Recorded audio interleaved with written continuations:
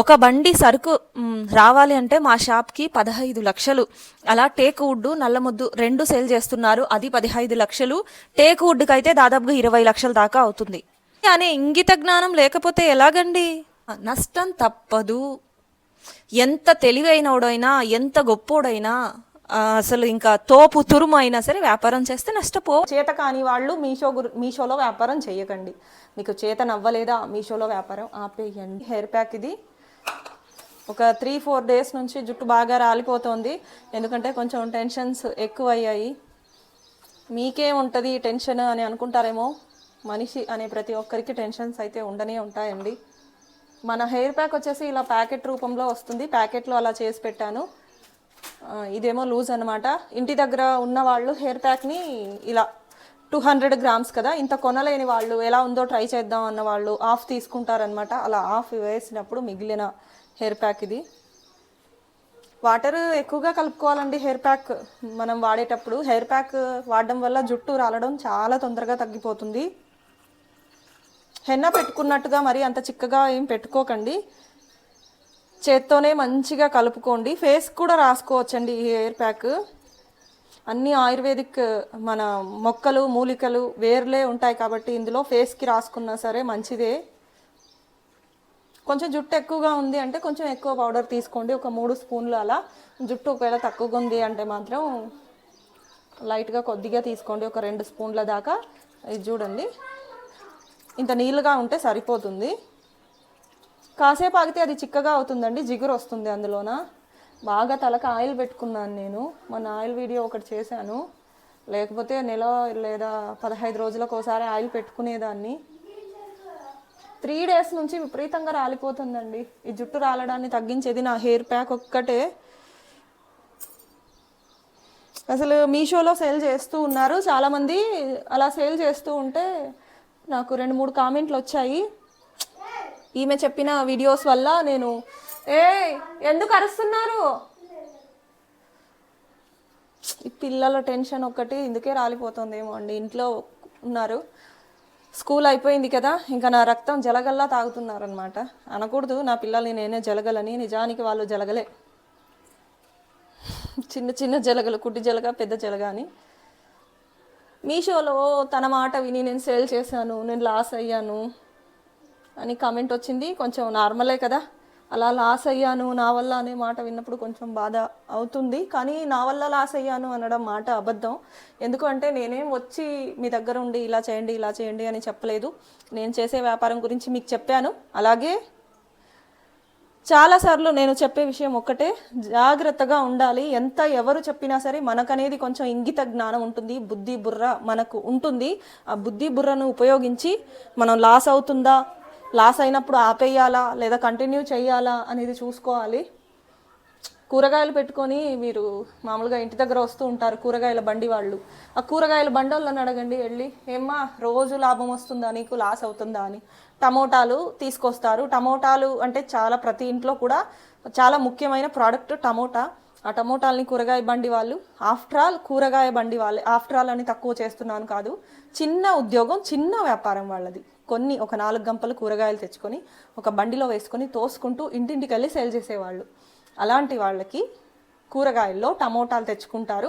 పొద్దున్న వ్యాపారం జరగకపోతే సాయంత్రానికి పాడైపోతాయి. మనుషులు తినడానికి కానీ లేదా తిరిగి వెనక్కి ఇవ్వడానికి కానీ పనికిరావు. పశువులకి, మేకలకి, గొర్రెలకి, వీటికైతే గొర్రెలు కూడా తినవు ఆ టమోటాలని, వీటికి పనికి వస్తుంది. ఫ్రీగానే ఇచ్చేయాల్సిందే. అలా అని కూరగాయల వ్యాపారం మీద నిందలు వేయరు. ఎవరైనా చూసే ఒక వ్యాపారం చేస్తున్నారు అంటే ఆ వ్యాపారాన్ని చూసే ఇంకొకరు మొదలు పెడతారు. అలా నేను నిన్ను చూసి నీ వ్యాపారం చేశాను, నాకు టమోటాలు మొత్తం చెడిపోయాయి, లాస్ అయిపోయింది, లేదా కస్టమర్లు కొనలేదు, నా దగ్గర బేరం ఆడారు, తక్కువ రేటుకి అడిగారు, నేను కస్టమర్ కొనకపోవడం వల్ల నా కూరగాయలు నాశనం అయిపోయాయి. కూరగాయల్లో ఆకుకూరలు, టమోటాలు, మిగతా కూరగాయలు చాలా వరకు నాశనం అవుతాయి. అలాగే కూరగాయల్లో మనం కూరగాయలు షాప్ కొనడానికి వెళ్ళినప్పుడు, కూరగాయల్ని హోల్సేల్గా కొనడానికి వెళ్ళినప్పుడు ఒక రైతులు ఏం చేస్తారంటే ఒక కవర్లో పైన మాత్రం మంచి కూరగాయలు ఉంటాయి, లోపల మొత్తం నాశనమైన కూరగాయలే ఉంటాయి. దాదాపుగా సగం వరకు చెడిపోయిన వాటిని నింపేసి పైన మాత్రం మంచివి పెట్టేసి అమ్మేస్తూ ఉంటారు. అక్కడ లాస్ వస్తుంది. ఆ రైతుని తిట్టి వాళ్ళని నిందిస్తామా, మళ్ళీ రేపు పొద్దున వెళ్ళి వాళ్ళ దగ్గరే మార్కెట్లో కొంటాం, ఈ విషయం చెప్తాం ఇలా జరిగింది అని. అయినా సరే వాళ్ళు మారరు. రైతులు ఎందుకు ఇలా చేస్తున్నారంటే వాళ్ళ దగ్గర ఉన్న కూరగాయలు కూడా చెడిపోతున్నాయి. రైతులకి నష్టమే, వ్యాపారం చేసేవాడికి నష్టమే, పండించేవాడికి నష్టమే, తెచ్చేవాడికి నష్టమే. ఏ వ్యాపారంలో లేదు నష్టం.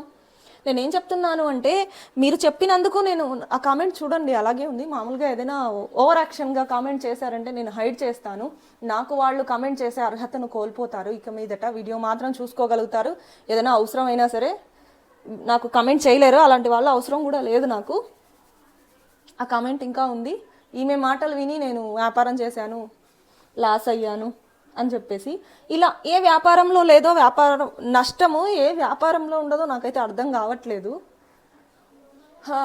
అదే ఒకవేళ లాభం వచ్చి ఉంటే కనుక అప్పుడు చెప్పేవాళ్ళేమో, తన వల్ల లాభపడ్డాను, సంతోషం, ఆనందం, దుఃఖం ఇవన్నీ అప్పుడు వచ్చేటివి.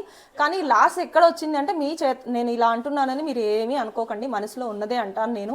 మనసులో ఒకటి పెట్టుకొని వీడియోలో ఒకటి చేసే రకం కాదు. మీ తెలివి లేకపోవడం వల్లే మీరు లాస్ అయి ఉంటారు తప్ప నేను చెప్పడం వల్ల కాదు. అమ్మ తల్లి, మీషో గురించి వీడియోస్ చేయడం ఆపేయి అని కామెంట్ చేశారు. నేను మీషో గురించి వీడియోస్ కావాలి అనుకున్న వాళ్ళకి చేస్తాను. చేత కాని వాళ్ళు మీషోలో వ్యాపారం చేయకండి. మీకు చేత నవ్వలేదా, మీషోలో వ్యాపారం ఆపేయండి. వ్యాపారంలో నష్టం గురించి మాట్లాడుకుంటున్నాం మనము. ఈ మీషో గురించి వ్యాపారం చేయమని చెప్పడం ఆపేయండి అని చెప్పేసి కామెంట్ చేశారు. తను కూడా ఈ వీడియో చూస్తూనే ఉంటారు. ఎందుకండి రిపీటెడ్గా ఈ మాటలు మాట్లాడతారు? ఎవరో ఒకరు చేసుకునే వాళ్ళు చేసుకుంటారు. అది కూడా వ్యాపారం అంటే ప్రతి వ్యాపారంలోనూ నష్టం ఉంటుంది అని నేను ప్రతిసారి చెప్తున్నాను. ఇది ఇంట్లో ఉండి కూర్చొని చేసే వ్యాపారం అంటే బయటికి వెళ్ళి చేసే ఉద్యోగం కాదు, బయటికి వెళ్ళి చేసే వ్యాపారం కాదు. పొద్దున్న వెళ్ళి 6ంటికి వెళ్ళి షాప్ తీసి ఈవినింగ్ 10 దాకా ఉండి వ్యాపారాలు బయట ఇలాగే ఉంటాయి కదా. పొద్దున్న 6 గంటలకి లేదా 8 గంటలకి వెళ్ళి షాప్ తీస్తే రాత్రి 10కే ఇంటికి రావాలి. ఇలాంటి వ్యాపారం కాదు. నువ్వు ఇంట్లో ఉండి శారీస్ మాత్రం ఒక్కసారి తెచ్చుకుంటే అప్లోడ్ చేసేసి ఆర్డర్లు వస్తే వాళ్ళే వచ్చి పికప్ చేసుకుంటారు. రిటర్న్ వస్తే వాళ్ళే వచ్చి తెచ్చిస్తారు. కొన్ని చోట్ల తెచ్చి ఇవ్వకపోవచ్చు, కానీ అన్ని చోట్ల కూడా వాళ్ళే వచ్చి పికప్ చేసుకుంటారు, తెచ్చిస్తారు ప్రోడక్ట్స్. అలా తెచ్చి ఇవ్వనప్పుడు కాస్త మీకు అలవాటు అయినప్పుడు మీషో ఆఫీస్ ఎక్కడుంది ఏంటి అన్ని డీటెయిల్స్ కనుక్కున్నాక వ్యాపారంలోకి దిగండి. ఏంటది చెప్పిందే తడవుగా వ్యాపారంలోకి వెళ్ళిపోవడం. నా వీడియో చూసారో లేదో, ఇప్పుడు నా వల్లే నా వీడియో చూసాకే లాస్ అయింది అంటున్నారు కదా. నా వీడియో చూసిందేమీ శారీస్ తెచ్చేసుకొని మీషోలో అప్లోడ్ చేసేసి ఆర్డర్ వచ్చాక అది ఏ రకంగా లాస్ అయిందో కూడా తెలియదు. ఇలా ఎందుకు? కాస్త దాని గురించి తెలుసుకోవచ్చు కదా. వ్యాపారం అంటే నష్టం ఉంటుంది అనే ఇంగిత జ్ఞానం లేకపోతే ఎలాగండి? మా ఆయన మీరు 10,000 పెట్టి తెచ్చుంటారా, పోనీ 20,000 పెట్టి స్టాక్ తెచ్చుంటారా, నీకు 5,000 నష్టమా, 10,000 నష్టమా? 15 లక్షలు ఒక బండి సరుకు రావాలి అంటే మా షాప్కి 15 లక్షలు. అలా టేక్ వుడ్, నల్లముద్దు 2 సేల్ చేస్తున్నారు. అది 15 లక్షలు. టేక్ వుడ్కి అయితే దాదాపుగా 20 లక్షల దాకా అవుతుంది. ఇన్ని లక్షలు పెట్టి సరుకు తెస్తే ఆ సరుకు షాప్లో పెట్టాక సేల్ అవ్వకపోతే లేదా ఏదైనా కారణం చేత కాస్త లేట్ అయితే గనక అవన్నీ ఆ కట్టెలన్నీ బెండ్ అవుతాయి. అలాగే కాస్త పచ్చగా అంటే ఒట్టిగా పచ్చిగా అంటారు కదా, కాస్త తడిగా ఉంటే కట్టె బెండ్ అవుద్ది. బెండ్ అయిన కట్టెను మనం ఏం చేయలేం, లాస్ అయినట్టే. టేక్ వుడ్ అనేది చాలా విలువైంది. 1 అడుగు టేక్ వుడ్ వచ్చేసి 3,000 నుంచి 6,000 దాకా సేల్ చేస్తారు 1 అడుగు. ఇలాంటి టేక్ వుడ్ బెండ్ అయితే ఆయన పరిస్థితి, ఆయన మానేశాడా వ్యాపారం? చెప్తున్నాను. ఏ వ్యాపారం అయినా సరే 10,000 తెచ్చి పెట్టిన స్టార్ట్ చేసిన వ్యాపారం అయినా 1,000 రూపాయలు పోగేసి కూరగాయలు 4 గంపలు తెచ్చుకొని ఇంటింటికి వెళ్ళి సేల్ చేసే వ్యాపారం అయినా 15 లక్షల నుంచి దాదాపు 30 లక్షల వరకు డబ్బు పెట్టి తెచ్చిన టేక్ వుడ్, నల్లమొద్దు వ్యాపారమైనా నష్టం తప్పదు. ఎంత తెలివైనోడైనా, ఎంత గొప్పోడైనా, అసలు ఇంకా తోపు తురుము అయినా సరే వ్యాపారం చేస్తే నష్టపోవాలి కొన్ని సమయాల్లో. వ్యాపారంలో అనుభవం వచ్చేదాకా ఏ అనుభవం లేదు, నాకు లాభాలు వచ్చేయాలి, లక్షలు రావాలి, వేలు రావాలి, సాధ్యమేనా? అవతలోళ్ళ మీద మాటలు అనేయడం అవసరమా? అదే మీకు లాభాలు వచ్చింటే నేను దేవతలా కనిపించేదాన్ని, దయ్యాన్నైనా దేవతలా కనిపించేదాన్ని మీకు, మీకు లాభం వచ్చి ఉంటే. కానీ నష్టమైంది. అది ఏ రకంగా నష్టమైందో కూడా ఆ కామెంట్లో చెప్పడానికి లేదు. అమ్మ మీరు మీషో గురించి చెప్పడం ఆపేయండి అంటున్నారు. సరే, ఏదో ఒకటి మీరు ఈ మాట మాట్లాడి ఉండకూడదు, మీషో గురించి ఆపేయండి, మీ వల్ల నష్టపోయానని. ఈ మాట అనే హక్కు అస్సలు లేదండి, మీ వల్ల నష్టపోయాను అని. నేను ఎవరి జోలికి వెళ్ళట్లేదు, మీరెందుకు నా జోలికి వస్తున్నారో ఏమో నాకు అర్థం కావట్లేదు. నష్టము జరుగుతుంది, అందరికీ చెప్తున్నాను. మీషోలో నష్టం ఉంటుంది, లాభం ఉంటుంది, ముఖ్యంగా నష్టమే ఉంటుందండి. కొత్తగా చేరే వాళ్ళు ఎవరైనా ఉంటే మీషోలో చేరకండి. ఆల్రెడీ వ్యాపారాలు చేసేవాళ్ళు మాత్రం మానకండి. కొంచెం మీకు ఆల్రెడీ అనుభవం వచ్చింటుంది కాబట్టి, లేదు మానేయాలి అనే స్టేజ్కి వచ్చింటే మాత్రం మానేయండి. నేను కాస్త వ్యాపారం బాగానే చేసుకుంటున్నాను అంటే చేసుకోండి. నేను మళ్ళీ చెప్తున్నా, నష్టం లేని వ్యాపారం అంటూ ఉండదు. చాలా వరకు ఏం చేస్తూ ఉంటారంటే, ఇప్పుడు జ్యువెలరీ వ్యాపారం, అలాగే కాస్త చెడిపోదు, కుళ్ళిపోదు, తడిసిపోదు, ఎండిపోదు, ఇలాంటి ప్రోడక్ట్స్ ఉంటాయి కదండి, అవి వ్యాపారం చేసే వాళ్ళకు నాకు తెలిసి లాస్ ఉండకపోవచ్చు. అది కూడా షాప్ రెంట్ అయితే మాత్రం, ఆ రెంట్ వ్యాపారం జరగకపోతే ఆ రెంట్ రూపంలో లాస్ వస్తుంది.